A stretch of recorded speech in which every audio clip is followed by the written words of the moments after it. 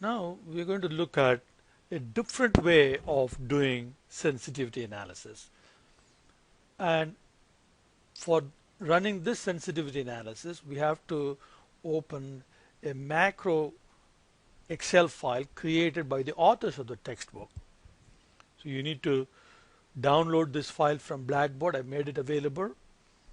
Download it to your computer and then open that file. I have it here. So this is solvertable.xlam. Open that and you should be able to see the screen and click enable macros. You have to enable macros, otherwise solver table will not run. If you don't see this enable macros option, then you have to exit out of Excel completely, come back in and make sure that the trust center is set properly. For that you go to File, Options, Trust Center Settings. So here you have to go to Macro Settings. In Macro Settings, the second option should be checked. Disable all macros with notification. That will allow Excel to notify you when you have a macro in the file, and you will be able to then enable it. Sometimes when you open a file with a macro, Excel will give you this security warning that macros have been disabled, and you'll see a button like this, enable content. So if this is what you see instead of the enable macro screen, then that's fine. You just click this button and the macros will be enabled. So either way, either you do it, whatever prompt that Excel gives you, you use that prompt to enable macros. Either way, you have to enable macros. If macros are not enabled, solver table will not work. Once you have it enabled, you'll see solver table tab. Click that and then click run solver table and click yes. Now you have option of one-way table where there will be only one input. Two-way table will be two inputs, like the data table command we saw in chapter 2. But the solver table is different from data table. Select one-way table for this exercise. Input cell. So we're going to now look at the selling price of XP model, and we're going to do a sensitivity analysis for that. So select that as the input cell, and we can give a label, selling price of XP model.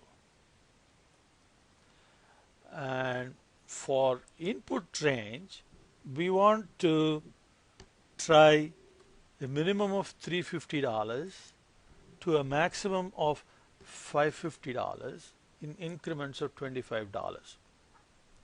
Okay. You can also set the input as a range of values in a range of cells, or you can individually input the values by comma, but we won't use these two options. We will only use this one.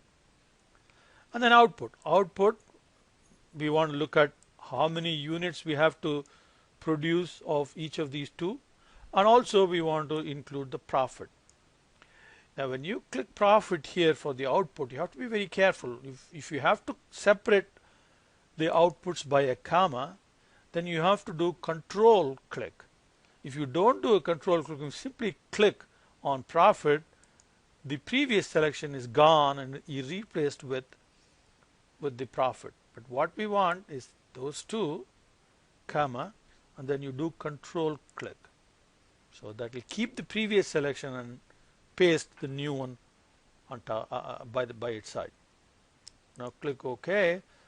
A new tab is created and you have the solver model results. So here are the input values for the price of XP going from 350 to 550 in increments of 25, and the two production quantities and profit. As you see, as the price goes up, the number of units of production goes up to 400. It remains the same. After that it goes down for the base model, and as the price increases for XP model, then after 400 you make the maximum allowed. and here are the profits. And solver table also gives you a graphical representation of these results, with the x-axis being the price, and each of these three different outputs are graphed here, only one at a time though. So you click this cell and there is a small triangle appears, and you can select any one of those three outputs, and that column will then be plotted. Now let's look at one more solver table. So go to run solver table. Okay. Click yes. Now let's look at a two-way solver table. So now you're going to get two sets, one input cell and a second input cell. And let's assume that we want to run sensitivity for the hours available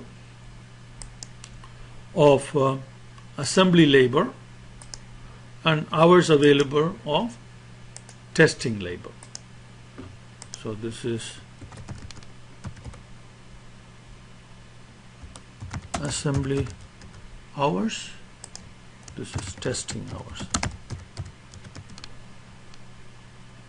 And let us assume values of 8,000 to 12,000. Right now we have 10,000. Suppose we want to check or test sensitivity from 8,000 to 12,000 in increments of 500 for assembly, and we have 3,000 hours of labor available for testing, and let's go from 2,000 to 5,000 of testing labor, also in 500 hour increments. And we want the same output, the production, comma, remember control click for profit. Now click OK. Now since it's a two-dimensional table, so you have the input of assembly hours, input of testing hours, and then we have three output. So the first output is production for basic model, so you get one table for that, and the second table is for the second output, which is production of XP, and then we have a third table which is total profit. And you can generate graphs for each of these three different tables here.